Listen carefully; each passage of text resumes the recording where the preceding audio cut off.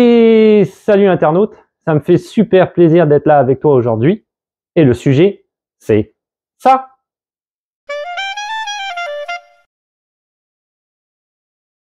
Alors aujourd'hui, une vidéo sur le statut de réfugié. Alors comme les dernières vidéos qui ont vu le jour sur ma chaîne YouTube, c'est une vidéo qui existait déjà, que j'avais déjà faite, mais qui est désuète, qui ne fonctionne plus. Il y a plusieurs éléments qui ont été modifiés par le gouvernement du Canada par rapport à ce sujet-là, le fameux comment obtenir le statut de réfugié demandeur d'asile ici au Canada. Donc, nouvelle vidéo, on va voir ça ensemble en détail, comment ça fonctionne. Mais avant de commencer, n'oublie pas de t'abonner et de laisser un petit pouce bleu. C'est très important pour faire monter la chaîne dans l'algorithme. On commence tout de suite. Alors, pour présenter une demande d'asile pour avoir obtenir le statut de réfugié au Canada, tu as deux possibilités. Soit c'est ce qui est indiqué sur le site du gouvernement du Canada sur lequel je me repose comme d'habitude. Tu trouveras d'ailleurs le lien du site du gouvernement du Canada dans la description de la vidéo. Premier point, tu as demandé le statut de réfugié à l'extérieur du territoire canadien en passant notamment par le fameux UNHCR, je pense que ça s'appelle, c'est-à-dire les réfugiés pour l'ONU, l'Organisation des Nations Unies, qui est présente dans bon nombre de pays à travers le monde. Et à ce moment-là, effectivement, tu as obtenu le statut de réfugié via cette faction de l'ONU, on va appeler ça comme ça, tu es passé par l'ambassade du Canada et effectivement, tu t'en vas directement au Canada avec un statut déjà de réfugié que tu as obtenu.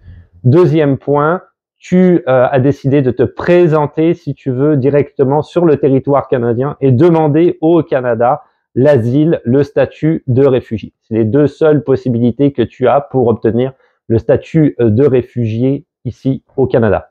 Alors, on va débuter par, si jamais tu avais envie de venir ici directement au Canada afin de demander le statut de réfugié, d'accord, à l'entrée, donc à l'aéroport. Premier point, et pas des moindres, si tu viens des États-Unis, tu passes parce que le gouvernement du Canada appelle l'entente des pays tiers sûrs.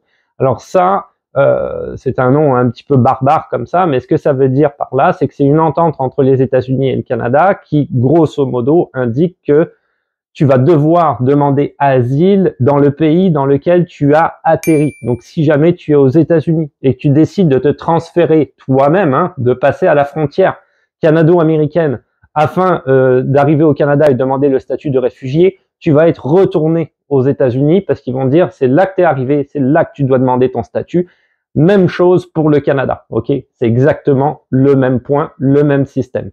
Il y a certaines exceptions qui sont quand même assez rares. Et quand tu regardes en fait sur le site internet du gouvernement, une des exceptions effectivement, et si jamais toi, par exemple, tu es résident permanent ou tu es canadien et que ton enfant ou ta famille a atterri aux États-Unis et demande le statut de réfugié parce que toi-même tu étais passé par là, toi-même tu avais été un réfugié à la base, là effectivement ils vont pouvoir aller au Canada parce que le Canada ne veut absolument pas séparer les familles, il en est hors de question.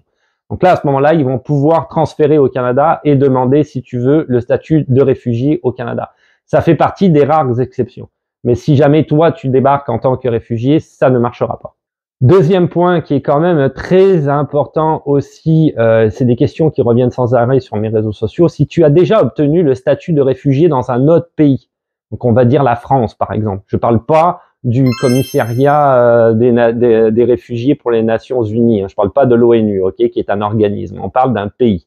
Donc, tu as obtenu le statut de réfugié dans un autre pays. Tu ne peux pas demander le statut de réfugié au Canada. Tu as déjà eu une procédure dans un pays. On va prendre la France, par exemple, parce que ça m'est arrivé sur les réseaux. Plusieurs personnes m'avaient posé la question. Ou l'Italie. Si tu as eu le statut de réfugié en France ou en Italie, par exemple, tu l'as obtenu. Tu ne pourras pas recommencer le même processus au Canada. Tu as été accepté dans un pays. À ce moment-là, si tu veux vraiment venir au Canada, eh ben, il va falloir que tu passes par les processus d'immigration normaux, entre guillemets, on va dire, entre gros guillemets, basiques, si tu veux, par lesquels tout le monde doit passer afin d'immigrer au Canada. Donc ça, c'est un point aussi qui est très important. Alors, tu demandes du coup le statut de réfugié ou l'asile en décidant de te présenter sur le territoire canadien. Sur le site du gouvernement du Canada, il est indiqué noir sur blanc.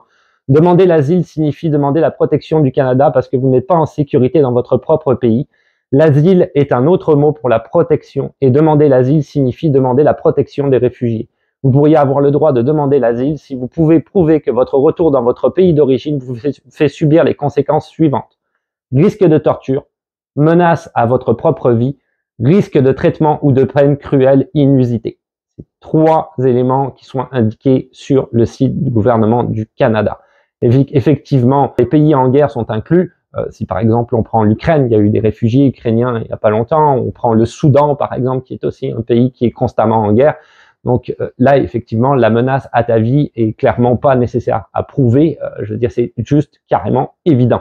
Donc pour ces pays-là, le fait d'obtenir le statut de réfugié ne sera certainement pas une question ou une hésitation de la part du gouvernement du Canada. Mais tu vois qu'effectivement, il faut que tu sois dans une situation critique. Je sais qu'il y a des gens... J'avais fait une vidéo qui s'appelait LGBTQ en danger. Il y a des gens à cause de leur orientation. Cette vidéo-là, effectivement, donne, si tu veux, des indications à quelle procédure suivre afin d'essayer de survivre, de rester en vie et de malheureusement quitter ton pays parce que tu peux plus y vivre. Sinon, tu es en danger de mort carrément.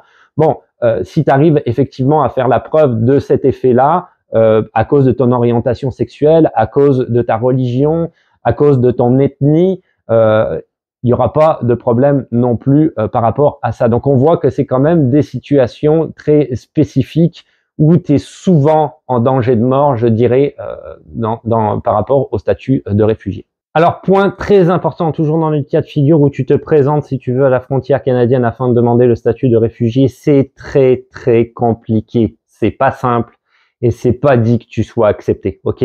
Donc ça, déjà, faut vraiment le garder en tête. Contrairement à ce que beaucoup de gens pensent ici au Québec, certains Québécois, demander le statut de réfugié, c'est un long parcours du combattant. C'est clairement pas dit que tu vas être accepté. Donc, je suis désolé d'être négatif, mais c'est la réalité des choses, ok? Alors, comment ça va se passer? Tu vas te présenter à un point d'entrée, et là, tu vas avoir affaire à ce qu'ils appellent un ASFC, ils aiment ça, hein, les acronymes, un agent des services frontaliers du Canada. Tu vas avoir une demande d'asile, donc tu vas avoir un formulaire à remplir, tu vas avoir éventuellement certaines preuves à donner. Lui va définir tout de suite, si tu veux, quand même assez rapidement, si il va décider de présenter ta demande à la Commission de l'immigration et du statut des réfugiés du Canada, qui s'appelle le CISR, ok? Donc, si lui accepte et dit oui, effectivement, ça se passe pas bien pour toi, donc tu pourrais obtenir le statut de réfugié, il va te référer à cette commission-là. Cette commission-là, tu vas avoir un rendez-vous donné où il faudra que tu te présentes absolument, si tu veux, avec des juges, etc., et qui vont définir si tu acceptes ou pas en tant que statut de réfugié. C'est très administratif. Il y a une procédure aussi, tu trouveras sur le site internet du gouvernement du Canada, encore une fois, le lien est dans la description, qui te permet de te préparer à cette audience-là, ok? Donc, tu vas pouvoir suivre certaines étapes, réviser un petit peu ton cas pour savoir comment tu dois répondre, comment tu dois te présenter, comment tu dois présenter les faits, ok? Donc, ça, c'est très, très important, vraiment important, surtout si tu veux obtenir gain de cause par rapport à ton dossier. C'est capital, ok? Ce fameux agent, il va te soumettre à un examen médical. Ça, c'est obligatoire également. Tu n'as pas le choix, tu es obligé de passer par là. À la suite de ça, si jamais l'agent décide que, effectivement, comme je viens de l'expliquer, tu vas pouvoir représenter ton cas devant le CISR, tu vas pouvoir, en attendant, donc dans ce laps de temps, demander un permis de travail. C'est possible. L'agent va te dire exactement comment procéder. Il va y avoir des formulaires, si tu veux, à remplir pour pas que tu demeures, si tu veux, dans la précarité quoi pendant ce temps-là parce que tu n'aurais aucun revenu. Donc, tu vas pouvoir demander un permis de travail. Point positif là-dedans, c'est que si l'agent a décidé que tu te représentes devant cette commission, mais attention, il faut le faire de manière sérieuse hein, quand tu t'en vas devant cette commission-là, tu es quasiment sûr d'être accepté en tant que réfugié, quasiment. C'est-à-dire que la commission va regarder en détail ce que l'agent avait regardé moins en détail, ok?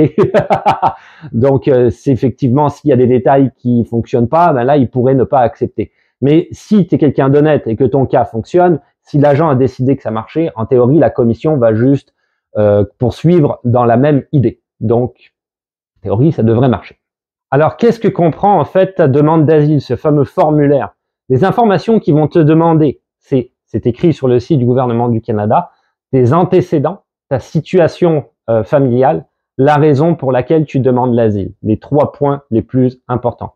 Pour le permis de travail dont je viens de parler, l'agent frontalier ne pourra pas te le donner tout de suite parce qu'il faut absolument que tu aies ton résultat d'examen médical afin d'obtenir ton permis de travail qui, lui, d'ailleurs, va être demandé pendant ce temps-là afin, si tu veux, qu'il y ait une procédure qui soit établie au niveau administratif. Mais tant que tu n'as pas le résultat de ton examen médical, tu n'obtiendras pas ton permis de travail. C'est très important à retenir. Alors ensuite, il y a différents cas de figure avec le fameux agent. Premier cas de figure, j'en ai parlé à l'instant. Il a regardé ta demande, tout va bien, il va te référer à la commission, il donne rendez-vous pour l'examen médical, il fait en sorte que tu obtiennes ton permis de travail. Avec l'agent que tu dois en discuter, remplir les formulaires en question afin que tu obtiennes ton permis de travail une fois l'examen médical, si tu veux, terminé et que tout va bien. Deuxième point, l'agent peut fixer une date pour une entrevue. C'est-à-dire qu'il n'est pas trop sûr à 100%, il voudrait un petit peu plus fouiller dans ton dossier avant de te référer à la fameuse commission. Donc, il va te soumettre à une entrevue, une date à laquelle tu vas devoir te présenter. Toujours, même chose, l'examen médical. Tu peux également, troisième point, l'agent peut te demander aussi de présenter ta demande, pas en personne, mais en ligne. Ça se fait en ligne également. Donc, tu vas pouvoir le faire. Encore une fois, il va te donner la procédure à suivre, il va y avoir un numéro de demande et tout qu'il va devoir te donner, etc. Et tu vas pouvoir faire tout ça, si tu veux, en ligne, il n'y a pas de problème. Et le quatrième cas de figure dont il parle effectivement sur le site internet, c'est l'agent refuse ta demande. Là, c'est irrévocable. Tu ne pourras pas demander le statut de réfugié au Canada. Ça, c'est pas possible. Si l'agent refuse, c'est terminé. Par contre, si l'agent accepte et que la commission, elle, refuse, là, tu peux faire une demande en appel. Ça, c'est possible.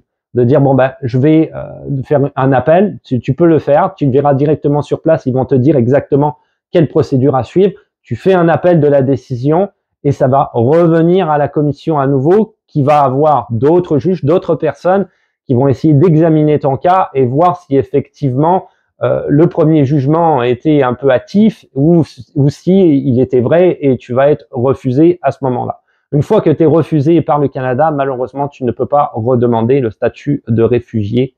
Ça fonctionnera plus pour toi. Autre élément réellement très important, tu as quitté par exemple ton pays uniquement avec ton sac, tes affaires, tu n'as strictement rien avec toi, c'est vraiment la déchéance la plus totale. Tu pourrais avoir droit à ce qu'ils appellent le programme d'aide à la réinstallation, le fameux PAR. Donc, je t'invite à en parler effectivement tout de suite dès que tu arrives à l'agent frontalier. Tu trouveras également le lien dans la description de la vidéo de ce fameux programme-là parce que je pense que ça pourrait être très intéressant pour toi. Sur le site du gouvernement, il est indiqué, donc c'est un programme de contribution. Le PAR compte 2 grands éléments, soit le soutien du revenu et les services essentiels immédiats. Les fournisseurs de services, les FS, sont chargés d'offrir aux réfugiés des services essentiels immédiats dans les 4 à 6 semaines suivant leur arrivée au Canada. Voici en quoi il consiste: accueillir les nouveaux arrivants à l'aéroport ou à la destination finale au Canada, fournir un logement temporaire, offrir des séances d'orientation de base sur le Canada, d'initiation à la vie quotidienne et d'orientation financière, aider les réfugiés à trouver un logement permanent, les aiguiller vers d'autres programmes d'établissement. Donc, il y a réellement une aide qui t'est donnée si effectivement, financièrement ou autre, matériellement, on va dire, t'es vraiment perdu et t'as strictement rien. Ne t'inquiète pas, le PAR, programme d'aide à la réinstallation, existe. Demande-le à l'agent frontalier afin de pouvoir y participer. Finalement, point quand même très important, une fois que tu as obtenu le statut de réfugié, tu embarques directement, c'est le gouvernement du Canada qui va t'aiguiller vers l'obtention de la résidence permanente.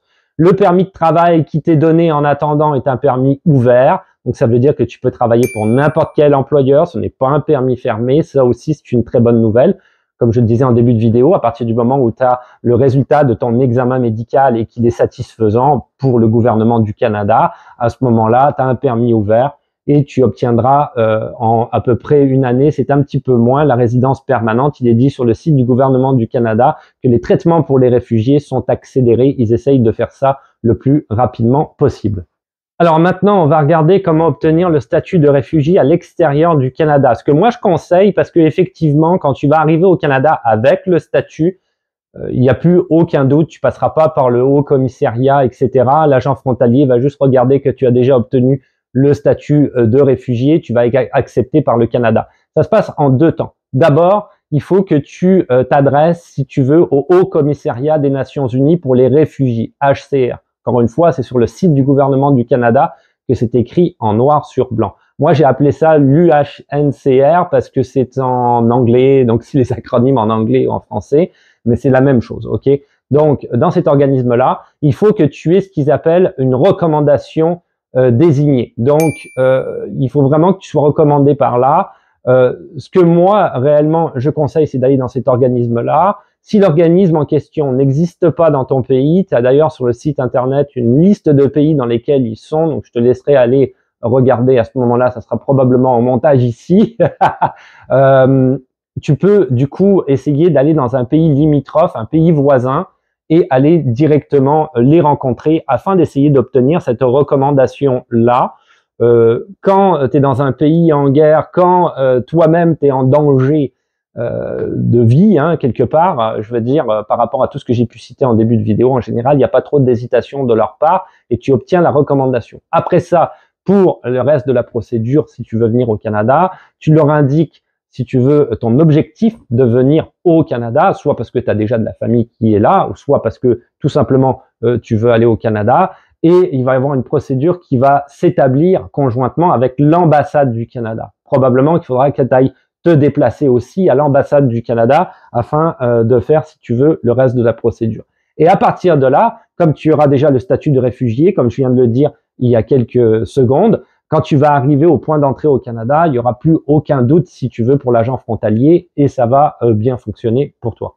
Et voilà, c'est tout pour aujourd'hui. Donc, je souhaite réellement bonne chance à tous ceux qui ont regardé cette vidéo parce qu'a priori, vous êtes dans une situation de grande précarité. Donc, j'espère pour vous que ça va bien fonctionner. J'avais fait une autre vidéo que je vais probablement réactualiser, mais c'est pas encore, si tu veux, au programme LGBTQ en danger. Pour ceux qui seraient dans cette situation-là, je vous invite à regarder la vidéo ou peut-être même à aller voir dans la description de cette vidéo-là. Il y a énormément de liens vers des organismes qui vont pouvoir vous aider selon la situation de danger dans laquelle vous vous trouvez. Donc, c'est très, très important à ce niveau-là. Je souhaite bonne chance à tout le monde, encore une fois. Après, pour le reste, c'est toujours pareil. Je suis présent sur les réseaux sociaux, ce qui comprend Instagram, TikTok, Twitch, pas encore, peut-être un jour, mais Twitch existe, et Facebook. Les vendredis live qui sont aussi disponibles sur ma chaîne YouTube sous forme de rediffusion que tu peux mettre en arrière pendant que tu fais autre chose dans ta maison parce que effectivement, je traite quand même de pas mal de sujets dans les vendredis live. Les shorts sur YouTube où tu vas pouvoir me retrouver de manière quotidienne 1 à 2 fois par jour où on parle de la vie quotidienne au Canada, de l'immigration ou des fois de certaines de mes opinions, excuse-moi, par rapport à certains sujets. Finalement, n'oublie pas de t'abonner et de laisser un petit pouce bleu. C'est très important pour faire monter la chaîne dans l'algorithme. Et là-dessus, on se dit à la revoyure. Ciao, bye.